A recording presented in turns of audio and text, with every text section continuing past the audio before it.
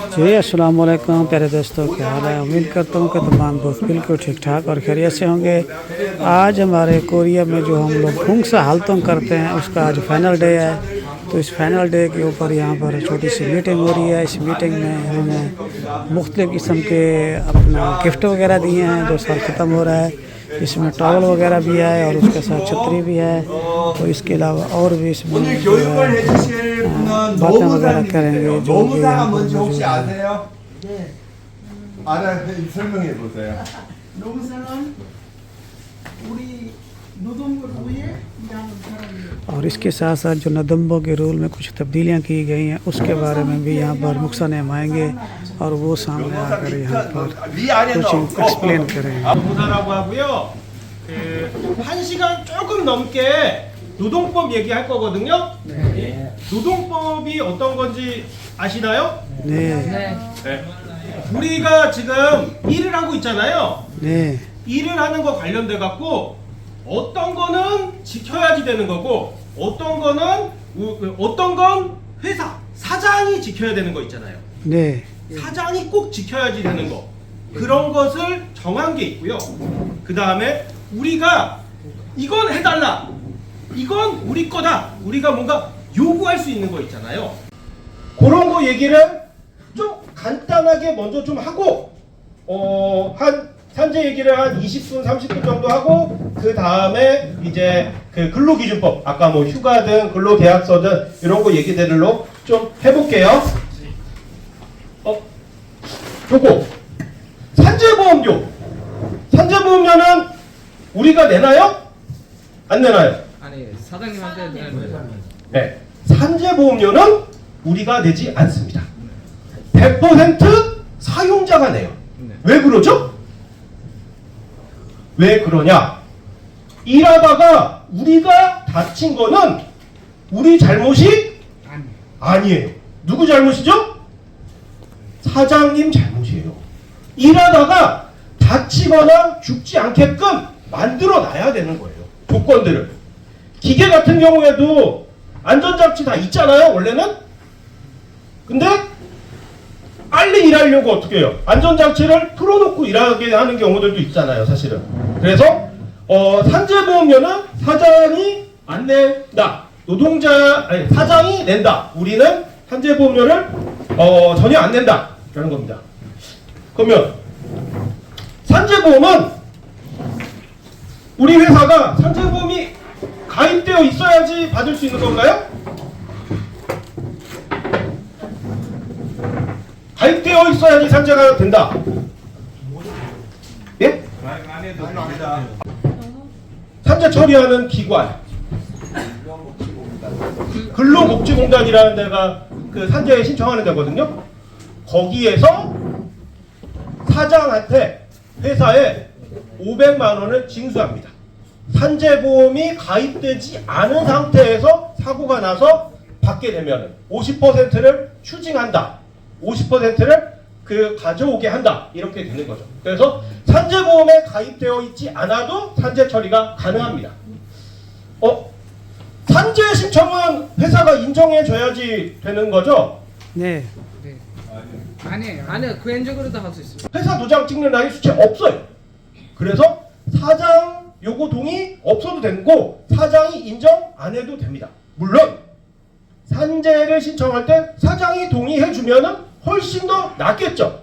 근데 중요한 건 뭐냐? 사장 동의가 없더라도 누군가가 옆에서 그런 사고가 났던 걸 봤다든가 목격자 그리고 그런 증인, 증거 이런 것들이 있으면 가능할 수 있다라는 겁니다. 그리고 근로복지공단에서 아니다 라고 결정을 했어도 이의제기 그러니까 이거 근로복지공단에서 잘못 결정했다 라고 얘기할 수도 있습니다. 그래서 그런 것들도 알아두시고 생각해 두시면 됩니다.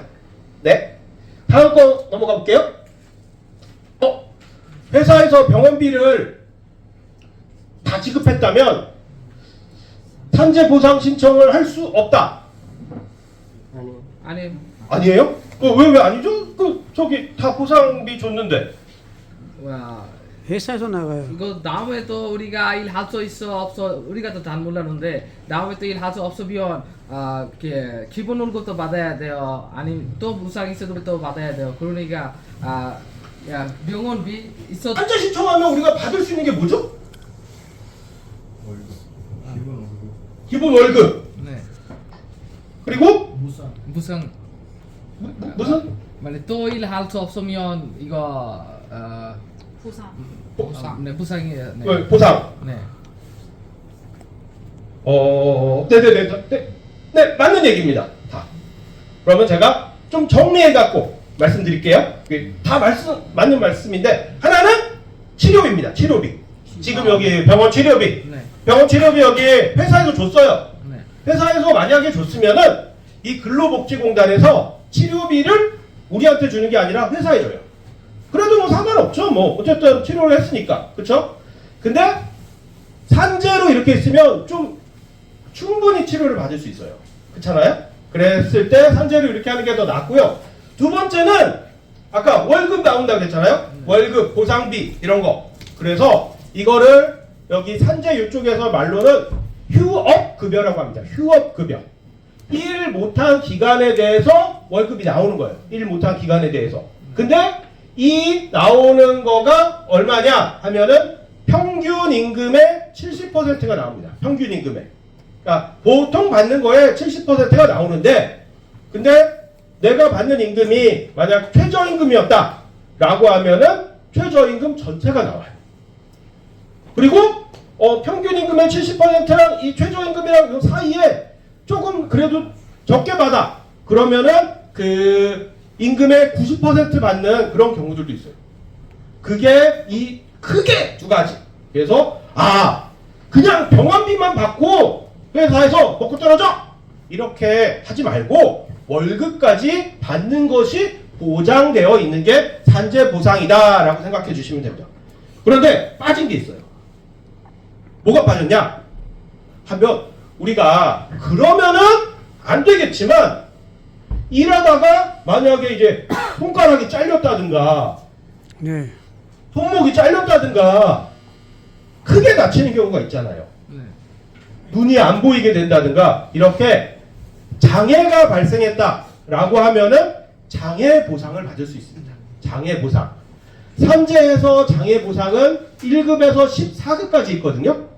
1급에서 14급까지가 있는데 한 14급 장애 정도면은 보통 병원의 의사들이 이건 장애도 아니야 라고 하는, 그러니까 산재는 더 많이 보장을 해주려고 그래요. 저기 다치시고 나서 통증이 좀 있으셨잖아요. 통증이 있다 정도만 해도 한 2달치 월급을 14급으로 해갖고 장애급여를 받게 됩니다. 그런 거고, 그래서 산재로 다쳐서 보상을 받는 사람들 중에서 제일 돈이 많이 이렇게 나가게 되는 경우가 장애급여입니다. 그래서 월급뿐만이 아니라 더 받을 수 있는 것도 있다라는 거를 생각해 주시면 되고, 일하다가 다친 거 말고 만약에 죽었다 라고 하는 거에 대해서도 이제 유족이 보상을 받게끔 되는 것도 산재에서 있다라는 겁니다. 그래서 다친 거 말고도 산재에서 보장을 하고 있는 것들이 있다라는 것 정도를 알고 계시면 될 것 같습니다. 회사를 그만두면은 산재보상 신청은 못하는 거잖아요. 그쵸? 아닌가요? 예. 아니, 퇴근하다가 집에 안 가고 친구들을 만나러 술자리를 가다가 다쳤어요. 이건 될까요? 그거는 안 된다라고 했어요. 그러니까 보통의 경로를 가는 거, 일반적인 출퇴근 경로를 가는 거, 이런 것들은 가능한, 그건 산재가 되는데 그거를 벗어나서 이렇게 하는 경우들은 안 된다라는 겁니다. 그런데 그거 말고 이제 약국에 가서 약을 하나 좀 사갖고 온다든가, 좀 일반적으로 좀 가능한 범위 있잖아요. 그런 것들은 또 인정이 될 수도 있습니다. 그래서 그 길을 왔다 갔다 하는 거, 이런 것들을 보시고, 그리고 자동차 보험으로도 처리되고 산재로도 처리되고 이중으로 처리될 수는 없어요. 근데 자동차 사고가 났을 경우. 네. 선생님, 이거 누기 같이 것들입니다. 사고 관련돼 갖고 사고로 사망한 사람이 한 1000명 정도 되고요. 재해자는 한 10만 명 정도가 되고 그 제조업, 건설업 쪽이 제일 많습니다. 질병 얘기 잠깐 해볼게요. 산재 질병은 어떤 것들이 있을까요? 이거 산재 질문 어떻게 정확할 수 있어? 이거 병 의사님 많으면 아니면 그냥 이렇게 정확할 수 있어? 질병이요? 네네. 질병은 좀 복잡해요. 네, 그러니까 그래요. 사고는 그냥 넘어지거나 좀 떨어지거나 다치거나 이런 거잖아요. 네네. 질병은 종류가 어떤 것들이 있냐면 제일 많은 거는 근골격계 질환이라고 말을 하는데요. 말하자면 그 몸을 너무 자주 쓰고 많이 쓰고 무거운 걸 들어갖고 병이 나는 거예요. 허리 디스크, 허리 요추 염자, 뭐 그 무릎에 여기 연골 있잖아요.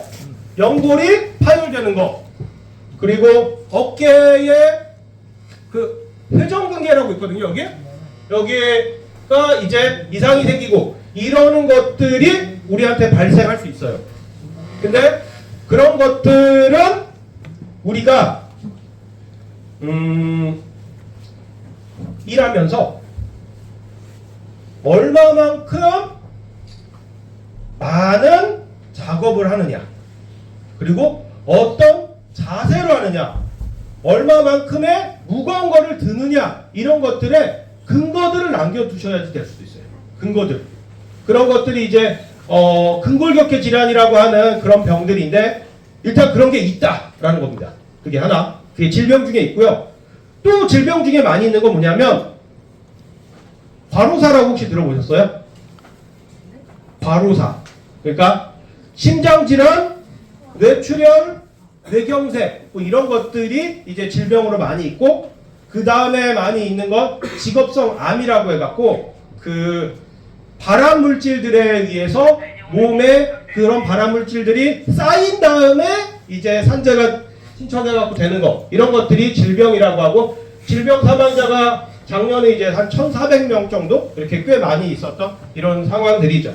그래서 산재 관련된 것들을 개괄적으로 그 질문 방식 모든 사업장에 그냥 적용이 된다고 생각하시면 돼요. 모든 사업장에 다 된다. 옛날에는 다 안 됐어요. 근데 요즘에는 일하는 사업장 거의 다 된다 라고 생각하시면 됩니다. 거의 다 된다. 이렇게. 예. 그리고 건설업 같은 경우, 건설업은 원청이 산재가 됩니다. 건설은 원청이 된다. 그리고 앞으로 넘어가 볼게요. 그리고 만약에 크게 다쳤다라고 하면은 사장이 뭔가 사인하라고 하는 종이가 있으면 한 번에 생각해서 사인하지 말고요. 여기 센터에 오든 아니면 제 연락처를 저한테 전화를 하든 누구한테든 해갖고 물어보셔서 하세요. 그러니까 그 크게 다치면은 사장이 줘야 될 돈이 많이 있을 수 있어요. 특히 나이가 젊거나 이 노동자가 실수한 게 거의 없거나 그랬을 때 다쳤을 경우에는 보상을 많이 해줘야지 되는 게 있을 수 있어요. 그런 건데 종이 주는 거에 사인하라고 하면 그 합의를 되게 적게끔 하는 걸로 합의서를 쓰게끔 강요하거나 이런 경우들이 있을 수 있거든요. 그러니까 뭔가 사인하다 라고 얘기하는 것들이 있으면 제가 생각해 볼게요 라고 얘기하거나, 아니면 제가 생각해 볼게요 라고 얘기하기 좀 어렵다 라고 하면은 제가요 집에서 꽉 잡혀 살고 있어 갖고요 저희 부인한테 물어봐야지 돼요. 그래서 저희 부인한테 안 물어보고 사인하면 저 집에서 쫓겨나요. 그래서 그걸 뭐 사진 찍어두고 증명해봐 뭐 이런 거 있잖아요. 증명할 책임이 우리한테 있거든요. 그러니까 이러다 옆에서 다친 사람이 본 사람이 있거나 그러면 그 사람 연락처라든가 이름이라든가 이런 거라도 알아두시는 게 필요할 수 있고, 지금 제조업 현장은 그래도 얼굴 아는 사람들이 있잖아요. 제조업 말고 건설 현장 같은 경우는 일용직으로 이렇게 가서 있다 보면 쎄거 모르는 사람인 경우들도 있거든요. 그렇게 했을 때 이거 나중에 내가 이거 다쳤는 거 확인